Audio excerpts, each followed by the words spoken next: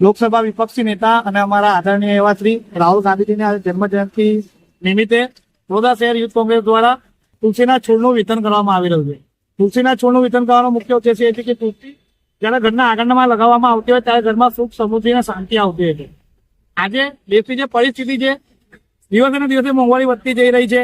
ક્યાંક ને ક્યાંક દેશના યુવાનો બેરોજગાર થઈ ગયા છે, આત્મહત્યાના રસ્તે જતા રહ્યા છે, પેપરો ફૂટી રહ્યા છે અને દેશની અર્થવ્યવસ્થા અસ્તવ્યસ્ત થઈ ગઈ છે. ત્યારે આ તુલસીના છોડ આપીને એક સંદેશો આપવા માંગે છે દેશના વાસીઓને અને યુવાનોને બી કે આવનાર ભવિષ્ય એ રાહુલ ગાંધીજીના હાથમાં આપવામાં આવે, તાકી જે રીતે તુલસી ઘરના અંદર સુખ શાંતિ આપતી હોય એવી જ રીતે રાહુલ ગાંધીને પ્રધાનમંત્રી બનાવવાનો જે એક સપના મેં જોયો છે એ પ્રધાનમંત્રી બનશે તો ભારત દેશના અંદર વધતી મોંઘવારી ઓછી થશે, યુવાનો જોડે જે ખિલવાડ થઈ રહ્યું છે બંધ થશે અને ક્યાંક ને ક્યાંક દેશ તરક્કીના રસ્તે આગળ વધશે. હાલમાં કેટલા છોડનું વિતરણ કરવામાં આવ્યું છે?